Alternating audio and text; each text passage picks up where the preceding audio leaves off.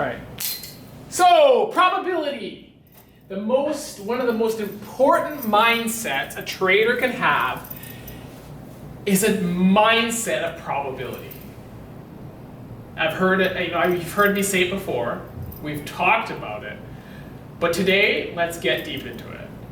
I'm not sure if you've ever decided to study or take a look at probability above and beyond what I have said, but I suggest that you do. I suggest that you go home, go online, and start learning about probabilities. It will blow your mind.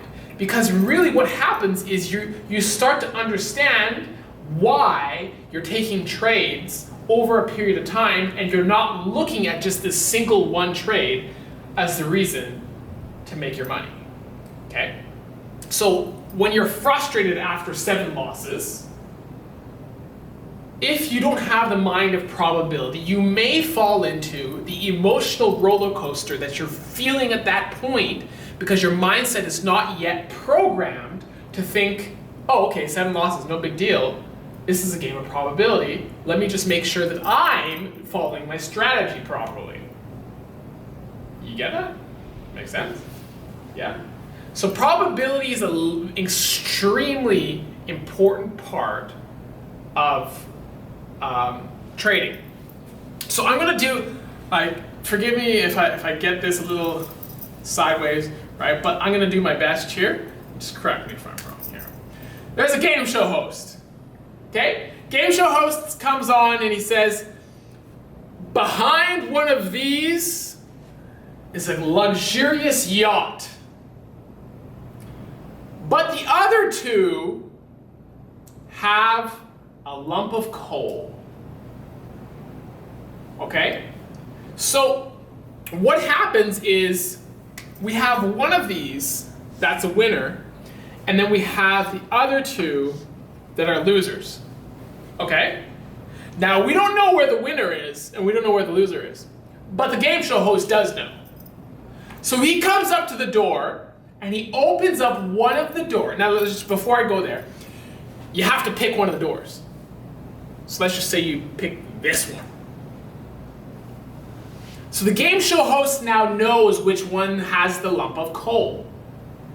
He goes to one of the doors, and he opens the door and says, here's a lump of coal.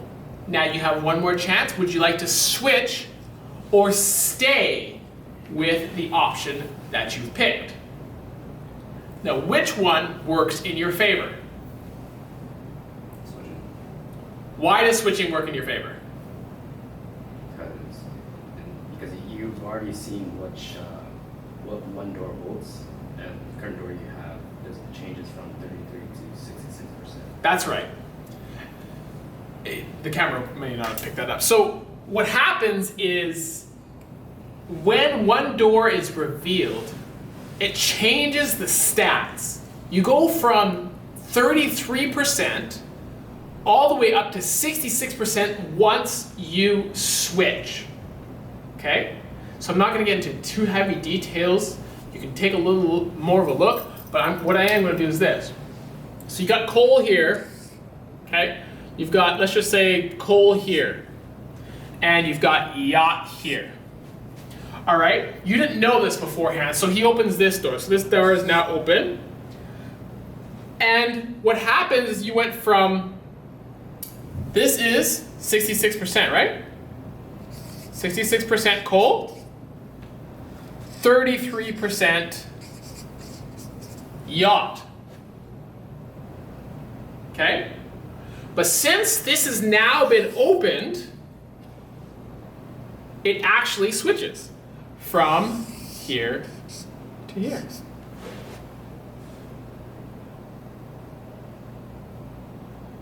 Okay? Yeah, brain itches a little?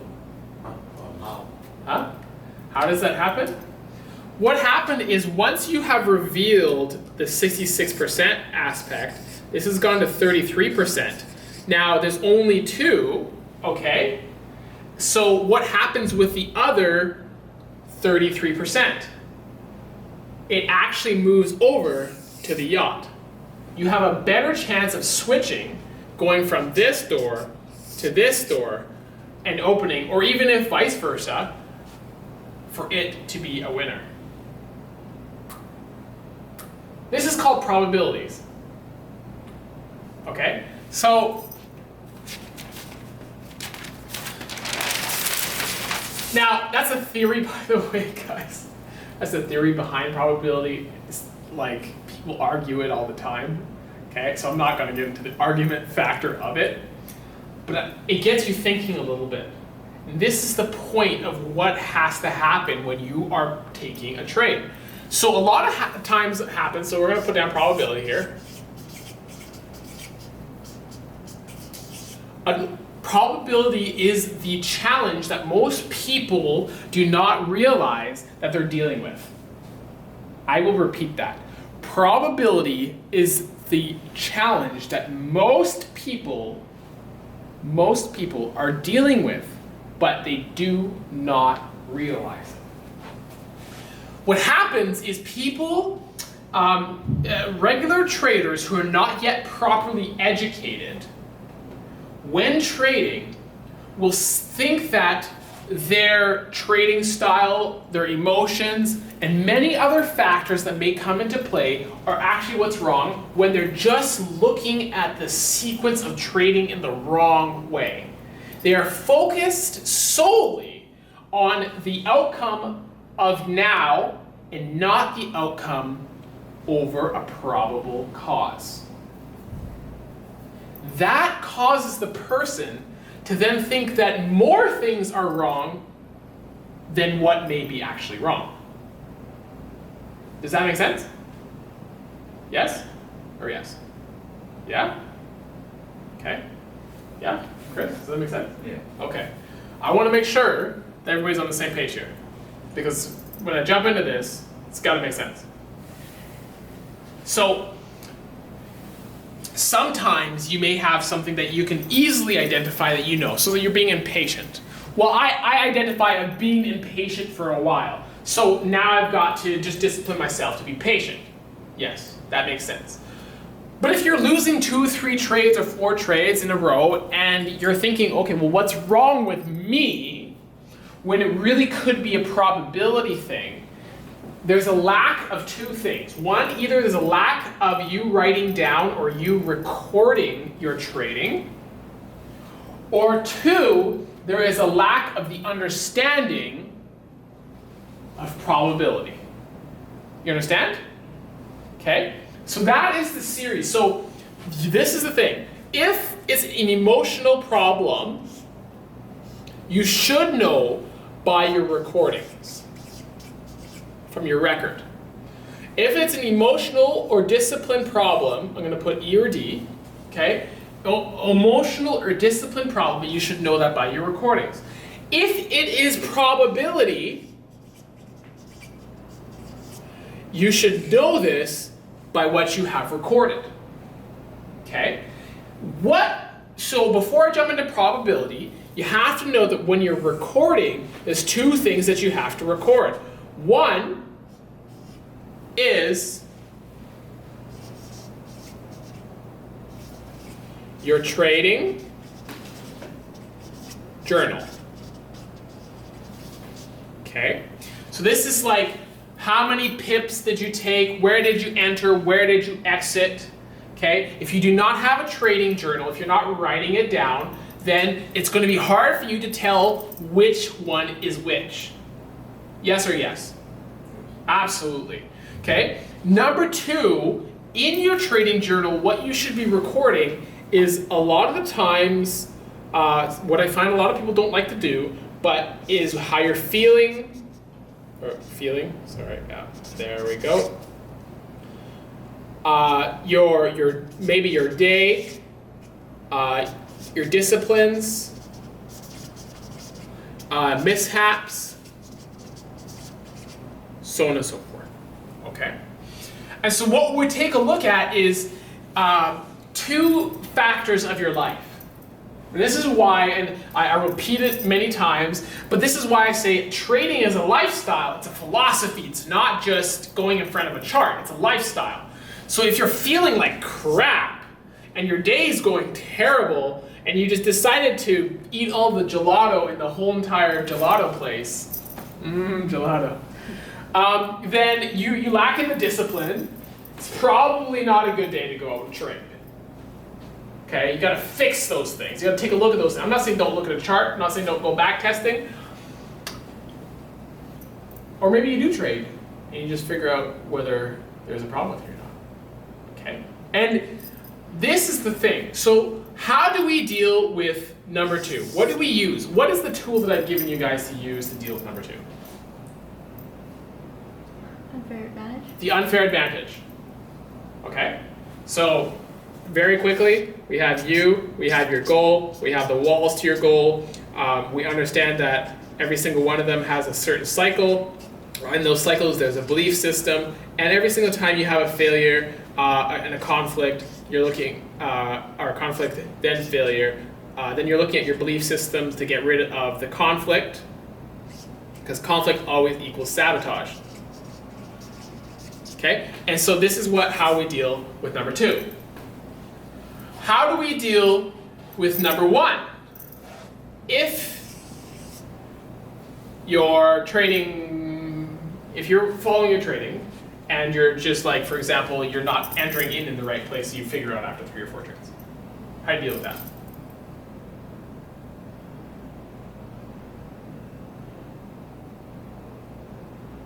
It's pretty simple. Make sure that you wait. Just fix it, right? I mean, it would essentially go to this part, right? But what if you are following your trades perfectly and you're not messing up, but you're losing 3 or 4 times in a row, 5 times in a row? Should you know that? Should you be okay with that? Because it's probability. Okay, does this make sense, guys? Hopefully this little part gives you a little bit of a boost. Like, oh, okay, maybe this is what I'm missing. Maybe this is what I need to do.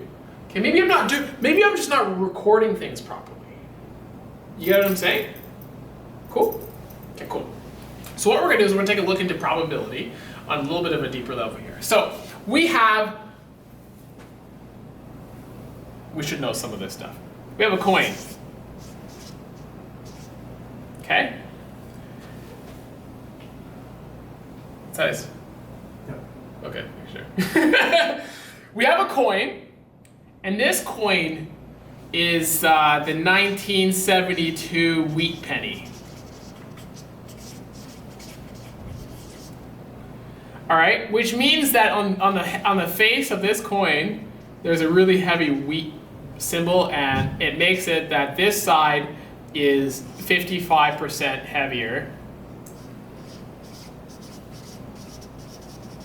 than the other side. Now we're gonna play a game. We're gonna flip this coin over 100 times. And we're gonna bet each time heads or tails, and we can't pick the same. Well, if I continuously pick the one that's heavier, I'm gonna come out with, theoretically, if I do it 100 times, I'm gonna, at 55%, I should come out with an extra 5%. Yes? Is that right? Theoretically. So this is the thing. What happens if I get the coin and it hits tails 1, 2, 3, 4, 5 times in a row? Should I be doubling up on heads because it's hit tails this many times in a row? No, why not? Because it's still probability. Because it's probability. What do you call it when it's probability? Why am I not betting that the next one's going to be heads? On like doubling them. I'm sure I'll bet it heads, but because it's got a better win to loss ratio, because an extra 5%. But why should I be betting, or why should I double up? Because you don't know what Because they're not linked to each other. We don't know. That's right. They're not linked to each other. What do we call that? Individual. Individual Flip. No, it's individual flip, but they're all individually independent. Thank you. They're all individually independent flips. So every trade is an independent trade. Just like every flip is an independent flip on a coin. So you don't know what the next flip is going to be. Even though it's got a higher percentage, you're still not 100% sure. It's just over the period of time, you will get a higher percentage. Now this is actually exactly what the casinos do. Casinos have a positive on their side, 10%, sometimes 8%. Did you know that?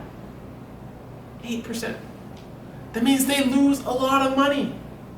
But over the year, they come out positive for two reasons. One, they launder money. Two, because it's in their favor. The odds are in their favor. It's not even 8%. Huh? It's like 3-4%. Sometimes it's 3%. It really depends on which game. Like Still make money on it. if you play slot machines, then it's like 10%. Right? It's 10% in their favor. Sometimes I don't actually, I went to go play slot machines. Okay?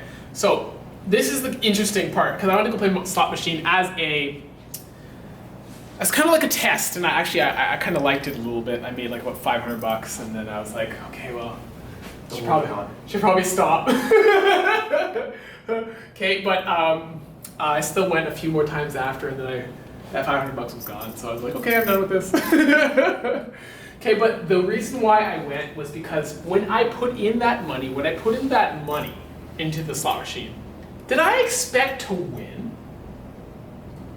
Of course.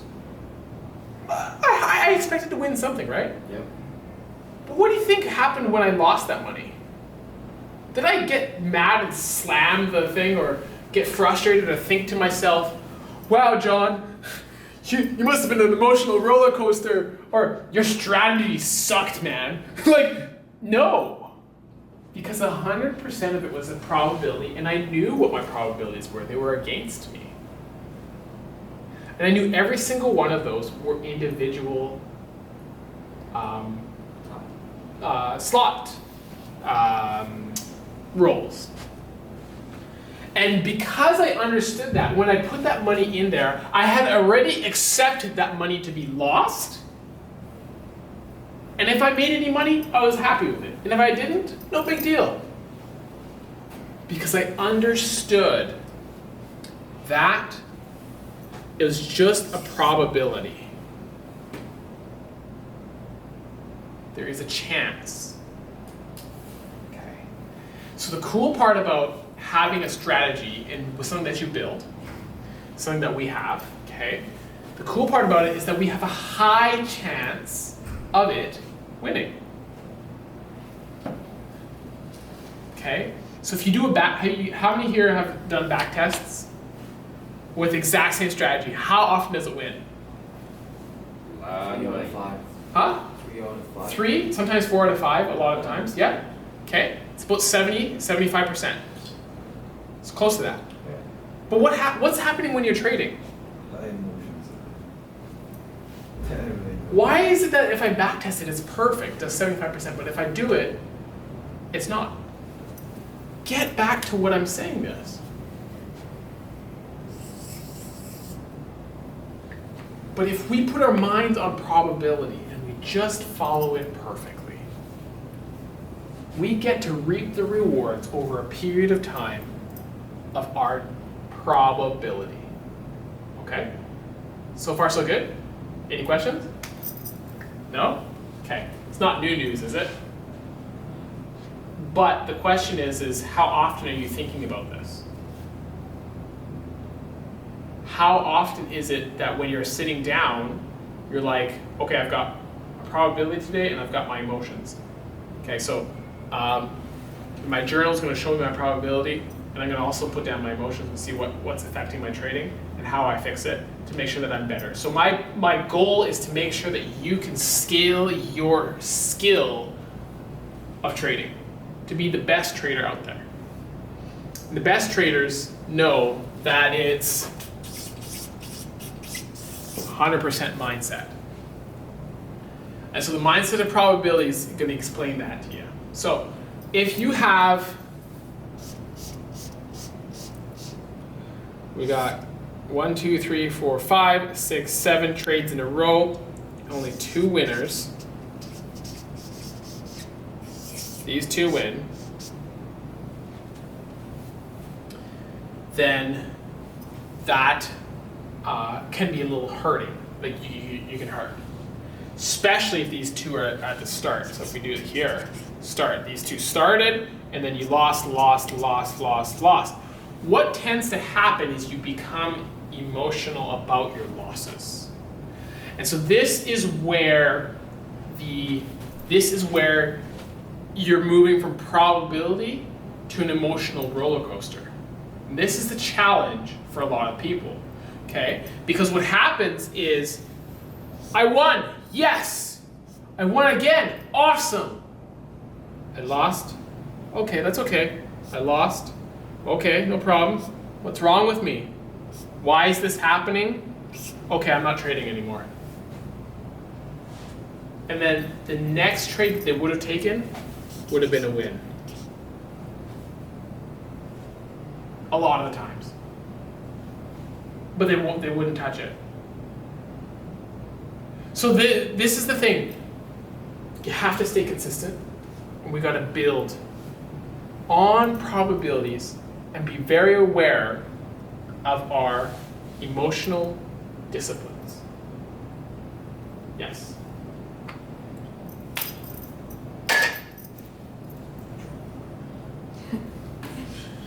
Bam. Okay, so any further questions? No? Okay, so what did we learn today? Let's talk about it.